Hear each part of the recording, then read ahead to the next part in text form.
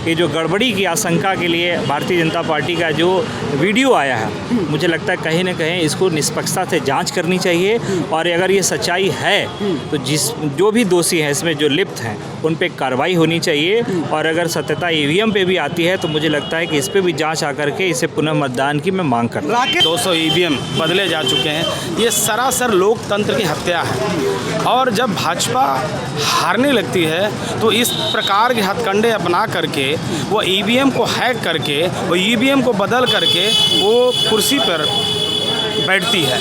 और लेकिन अब जनता जागरूक है और जनता इस बात को जान गई है। मैं चुनाव आयोग से निवेदन करता हूं तमाम समाजवादी पार्टी की ओर से कि इसे तुरंत संज्ञान में लेते हुए उचित कार्रवाई की जाए और हो सके तो कड़ी से कड़ी जो है उसके प्रति कड़े से कड़ा जो है कोई फैसला लिया जाए भाजपा के प्रति।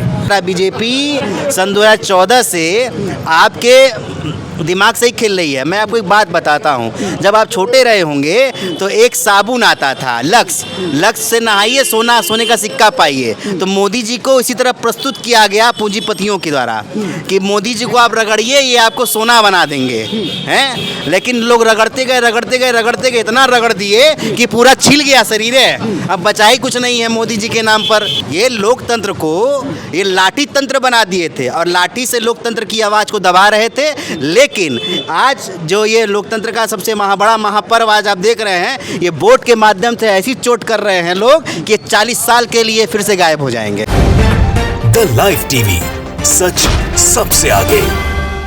नमस्कार, मैं अनमोल प्रीतम और आप देख रहे हैं द लाइव टीवी।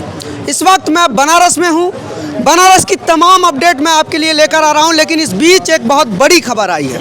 खबर इतनी बड़ी है और उसका असर इतना व्यापक है कि पूरा चुनाव आयोग नीचे से लेकर ऊपर तक हिल गया है और साथ ही साथ उत्तर प्रदेश में चल रहे चुनाव की निष्पक्षता पर लगातार सवाल उठ रहे हैं।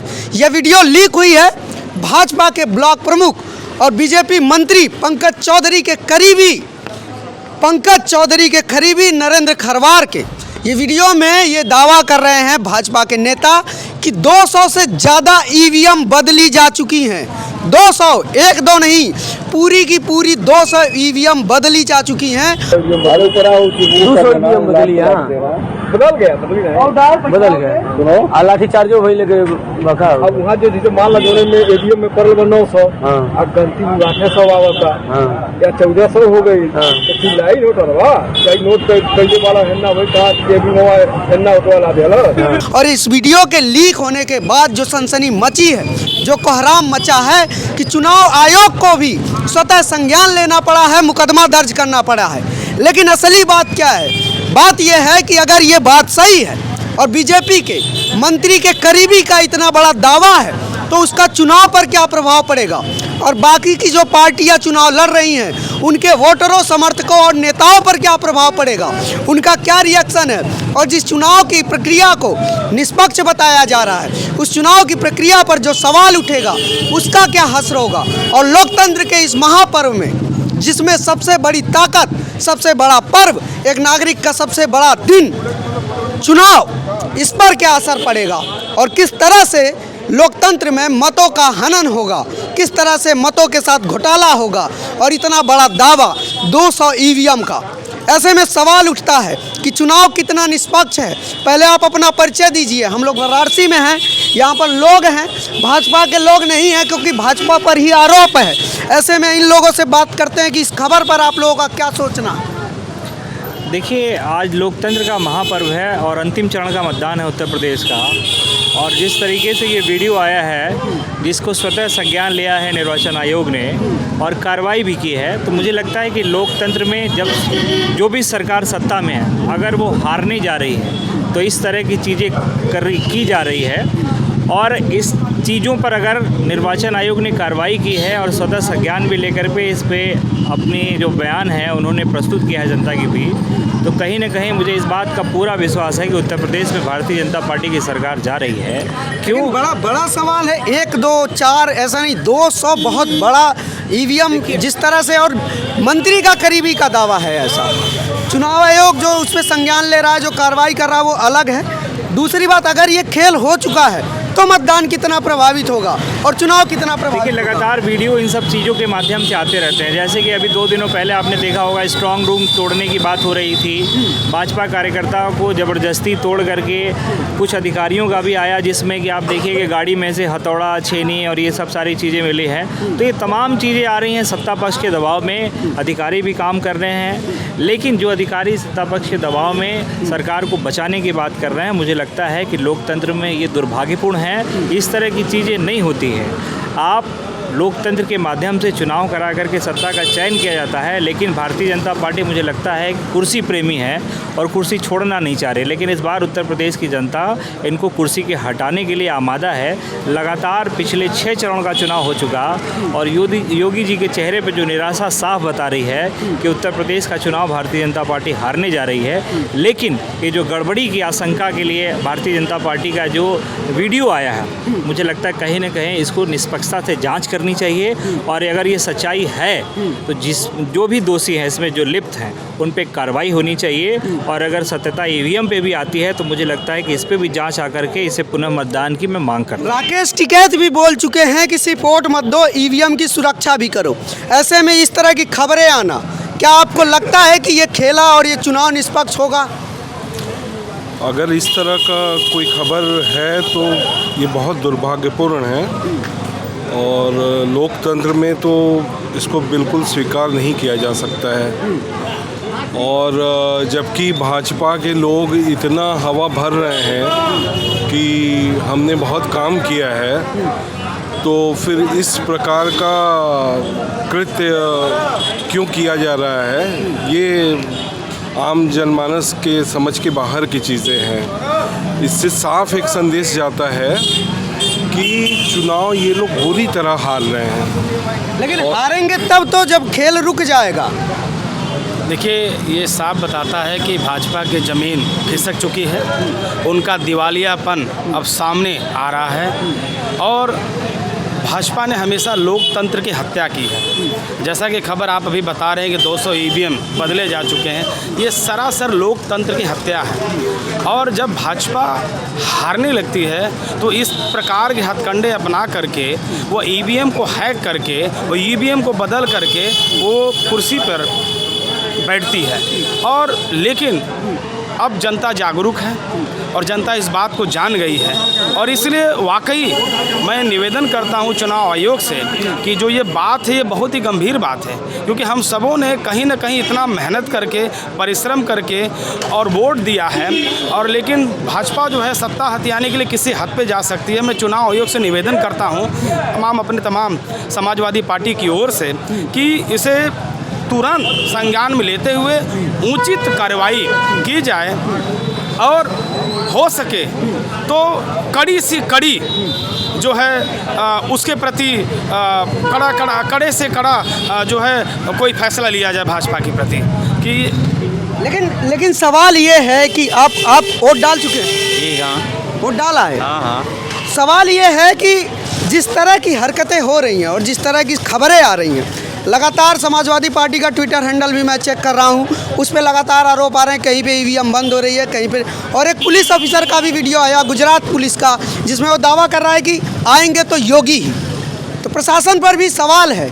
ऐसे में देखिए, एक तो बड़ी अच्छी बात आपने कही कि गुजरात की पुलिस, मैं कह रहा हूँ गुजरात की पुलिस ही क्यों आती है, गुजरात से ईवीएम ही क्यों आता है और गुजरात की सुरक्षा व्यवस्था ही क्यों मिलती है चुनाव में।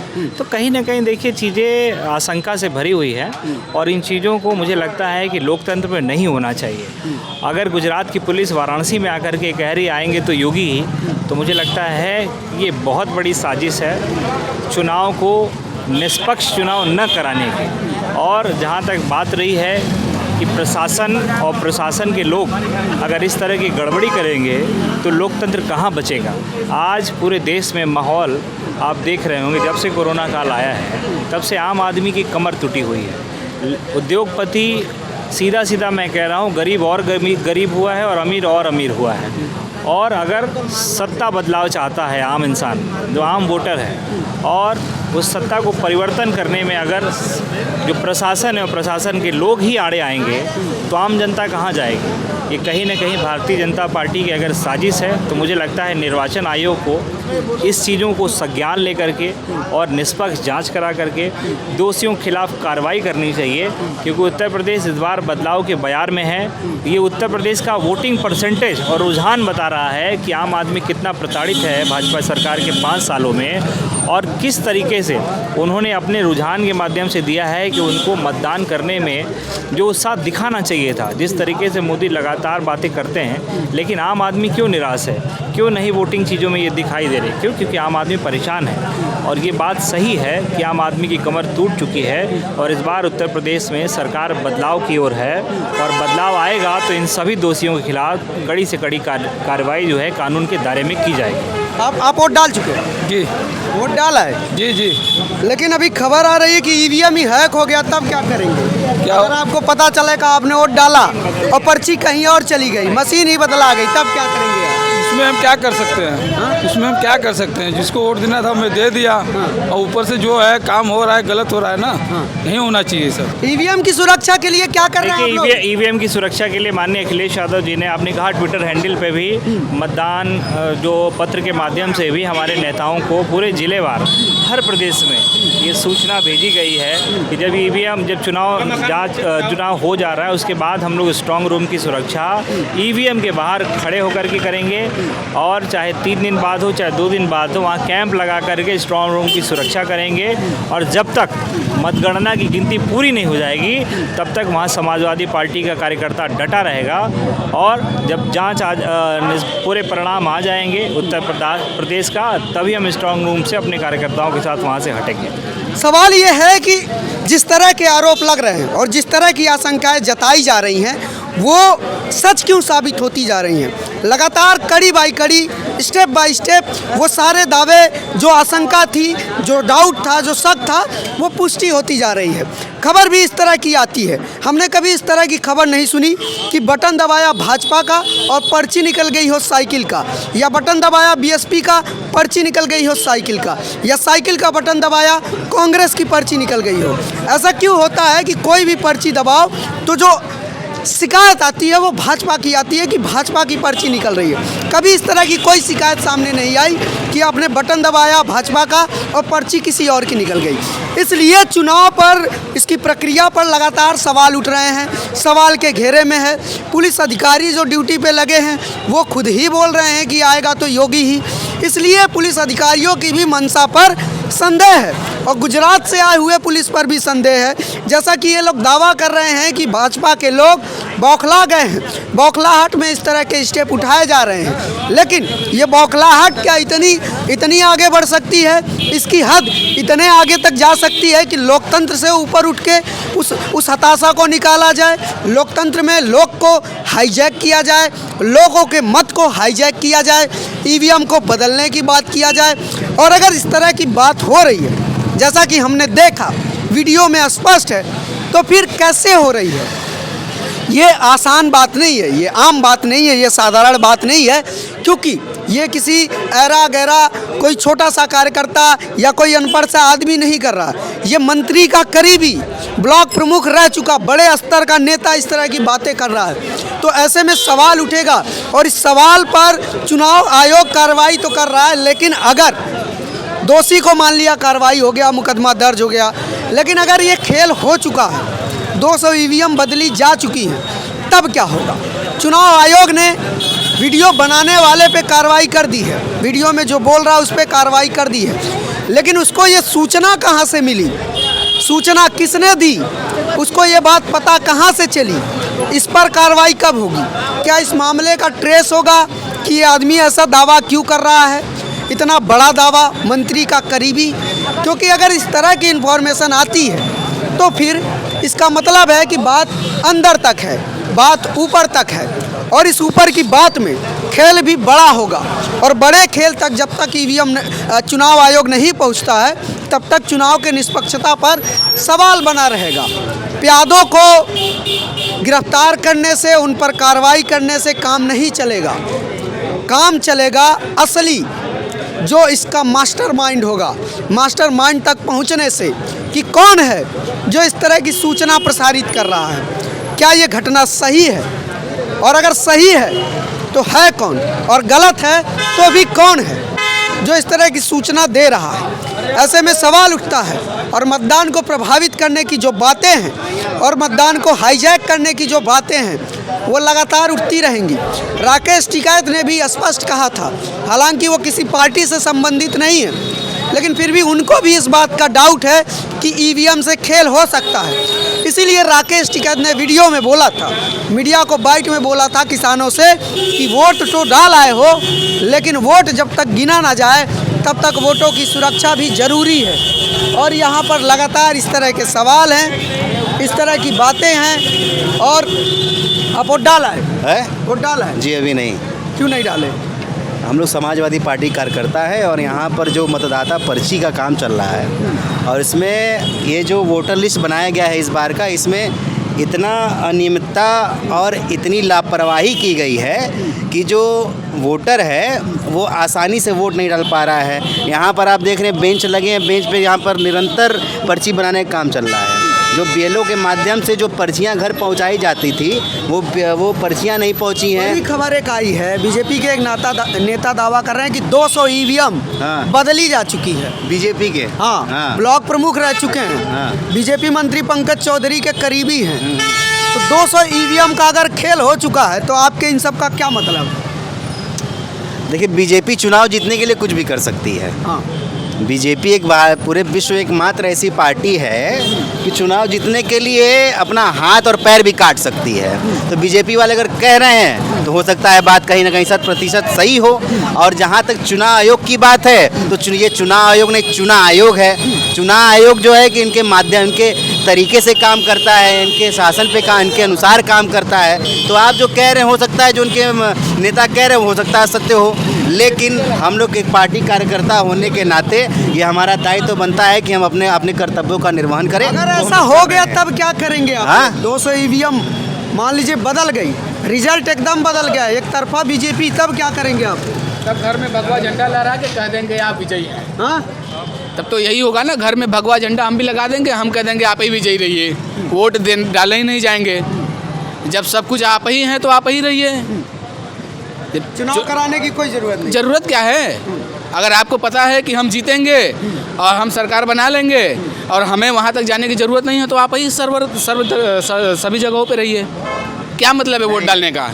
देखिए, ये जो बातें कही जा रही हैं ये कहीं ना कहीं मतदाताओं को प्रभावित करने कही जा रही हैं, क्योंकि वो जाके वोट न डालें। अगर इस प्रकार की ऐसी घटना हुई है तो चुनाव आयोग कहीं ना कहीं संज्ञान में लेगा। अगर ऐसा नहीं है तो हम लोग के जो विपक्ष के नेता हैं, चाहे वो किसी भी दल के जो विपक्ष के नेता, वो काफ़ी सक्रियता के साथ ईवीएम पर नज़र बनाने चाहिए। इवन आप जहाँ देखें, जहाँ चुनाव हो चुके हैं, पश्चिमी उत्तर प्रदेश की अगर बात करें तो वहाँ पर समाजवादी पार्टी के लोग, जिलाध्यक्ष और जितने भी अन्य पदाधिकारी हैं, वहाँ स्ट्रांग रूम के बाहर बैठ के वहाँ पे देख रेख कर रहे हैं। इसी प्रकार जहाँ जहाँ चुनाव हो चुके हैं वहाँ पर समाजवादी पार्टी के कार्यकर्ता एवं जो जितने भी लोग हैं वो जाकर वहाँ ईवीएम की देखभाल कर रहे हैं। तो ये जो इस प्रकार का वक्तव्य आ रहा है, चुनाव को प्रभावित करने, मतदाताओं को प्रभावित करने के लिए आ रहा है, ताकि वो पहले से ही एक मन बना ले कि बीजेपी की सरकार आ रही है और वोट डालना हमारा बेकार है। तो एक प्रकार की एक साइकोलॉजिकल गेम खेला जा रहा है। बीजेपी सन 2014 से आपके दिमाग से ही खेल रही है। मैं आपको एक बात बताता हूँ, जब आप छोटे रहे होंगे